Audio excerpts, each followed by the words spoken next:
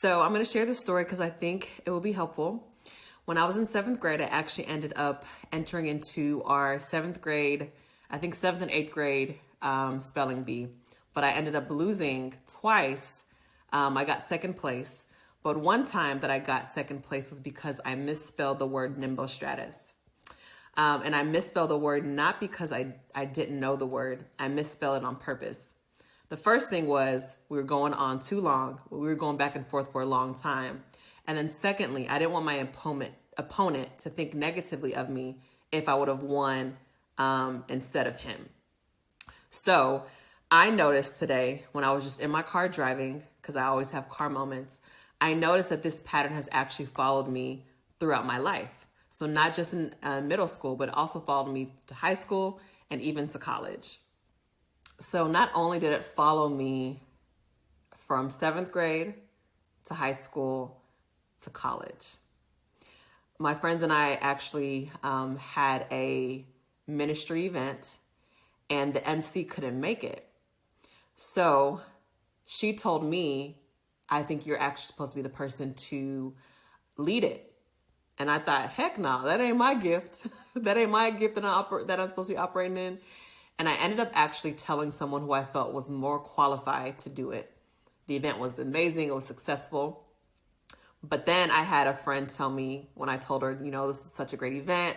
And she said, there's going to have to be a time where you have to stop running.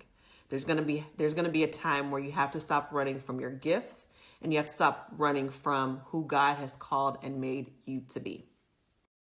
And then the second part of that is the mindset. So just like me in seventh grade, not wanting to win because I didn't want my opponent to think of me in a negative light.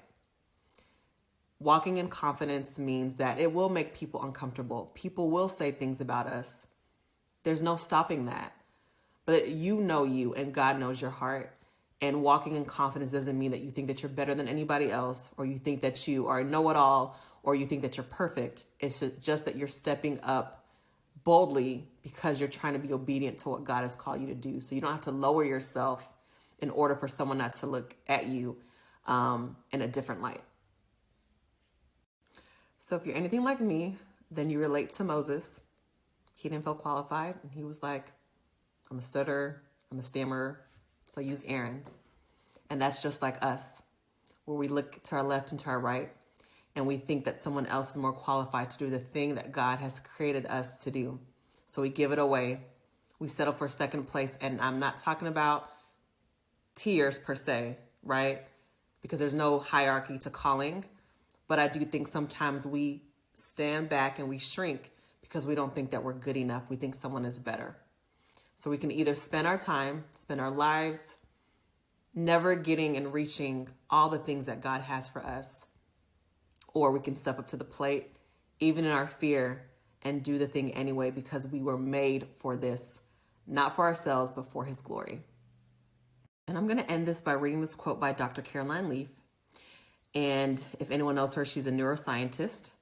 And she said, we all have two voices in our head, a voice that is afraid and tends to talk us out of things, and a voice who wants us to go forward and pursue our dreams. Too often, their fearful voice wins. However, when we care enough to trust ourselves to go forward, even when it doesn't work out as planned, we can start tapping into our creativity and pursuing our dreams with courage and determination.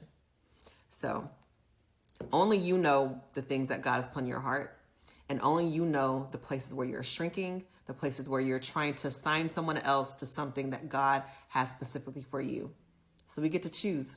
We get to choose to live our lives in patterns and circles, never getting to that destination, or we can move forward and we can do the thing and literally allow God to blow our minds. We have a choice.